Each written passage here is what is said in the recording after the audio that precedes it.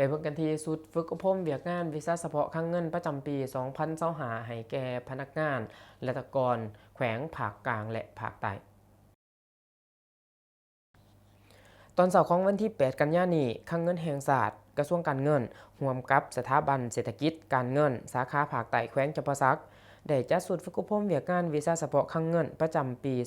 2025สุดที่ 3ให้แก่พนักงานและตกรครั้งเงินประจำแขวง6แขวงภาคกลางภาคใต้ก็คือแขวงคำมวนแขวงสะหวรรณเขตแขวงจำปาสักแขวงสะระวันแขวงอัตตปือและแขวงเซกอง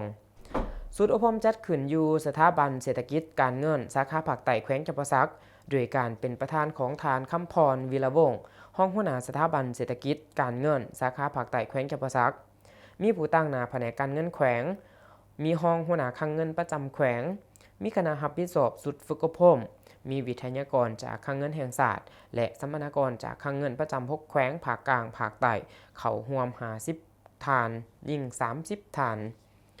โอกาสเก่าเปิดสุดฝึกอบรมทานคำพรวีระวงศ์ห้องหัวหน้าสถาบันเศรษฐกิจการเงินสาขาภาคใต้มีคำเห็นว่าเวียกงานฝึกอบรมแม่นกลไกหนึ่งที่สำคัญในการยกระดับความรู้ความสามารถของพนักงานในทุกๆขั้นบ่ว่าจะเป็นขั้นวิชาการผู้บริหารระดับกลางหรือผู้บริหารระดับสูงก็ต้องได้มีการฝึกอบรมอย่างสม่ำเสมอเพื่อเป็นการเรียนรู้แลกเปลี่ยนบทเรียนและเทคนิคการนำใช้ระบบทันสมัยเข้าในการจัดตั้งปฏิบัติเวียกงานวีซ่าเฉพาะของตนการฝึกอบรมของคลังเงินได้สืบต่อจัดตั้งปฏิบัติมาในทุกๆปีและเห็นได้ว่าได้รับผลสำเร็จตามระดับคาดหมายโดยอิงตามแผนพัฒนาของแขนงคลังเงินระยะ5ปีก็คือปี 2021 หาปี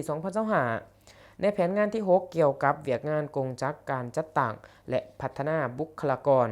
ซึ่งพนักงานและตกรแขนงคลังเงินต้องได้ผ่านการฝึกอบรมเวียกงานวีซ่าเฉพาะอย่างน้อย40ชั่วโมงต่อคนต่อปีเพื่อเป็นการพัฒนาความรู้ความสามารถและเห็นได้ถึงความจำเป็นของเวียกงานพัฒนาทรัพยากรมนุษย์ของแขนงคลังเงินเว้าร่วมเว้าเฉพาะแมนการฝึกอบรมให้พนักงานและตกรแขนงคลังเงินให้มีความรับรู้เข้าใจเลิกซึ้งทางด้านทฤษฎีและพฤติกรรมในการปฏิบัติเวียกงานตัวจริงสุดฝึกอบรมครั้งนี้จะดำเนินไปฮอดวันที่ 12 กันยายนซึ่งสัมมนากรจะได้เรียนรู้เกี่ยวกับบรรดาหัวข้อที่สำคัญต่างๆเช่นการเผยแพร่บรรดานิติกรรมที่นำใช้ในเวียกงานคลังเงิน